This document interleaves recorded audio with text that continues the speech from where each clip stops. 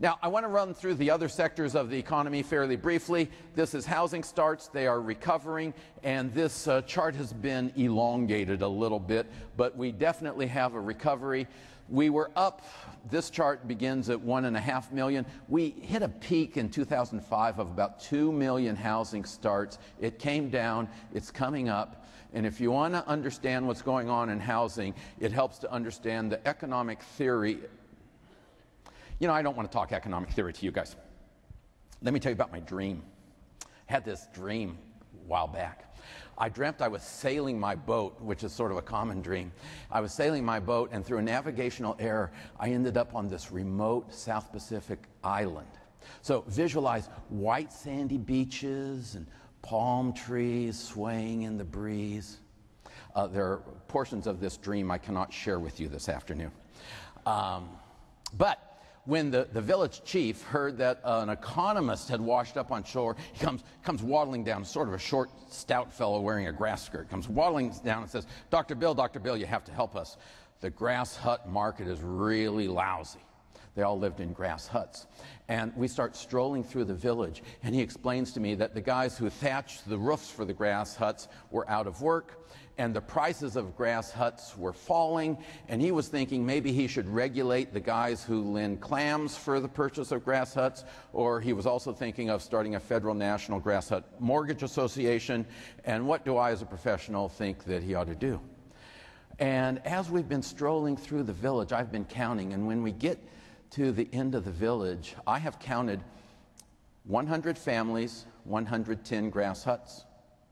And the chief is asking me for advice, and I think I'm a smart guy, but what's the solution for 100 families, 110 grass huts? Is there a regulatory solution, a new kind of loan product, or maybe a piece of financial engineering with derivatives to solve the problems of 100 families, 110 grass huts? Chief, do you guys here on this island know how to use fire? Okay, that's the end of the dream. Let's get back to reality. Here in America, we do not use fire to get rid of excess housing outside the city of Detroit. We had, there's somebody here from Detroit, I apologize. Actually, I don't. We built too much housing, and in the frenzy of the boom, a lot of the housing was built by flippers who weren't going to live in it. They were just going to flip it. Flipping started flopping. We had the crash. We ended up, at our peak of the housing boom, we were at roughly, if you think of 100 families, we had about 110 grass huts.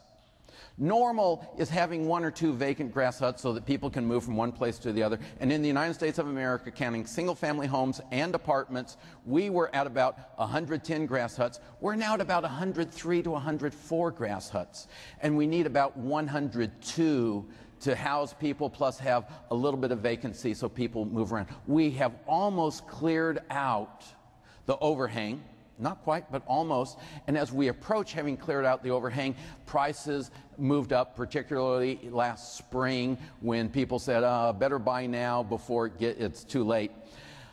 We are going to see further improvement. Now, you've got some numbers here. Housing starts from 1.5 million. We may get close to 1 million at the end of this year. I think we'll do 1 million next year.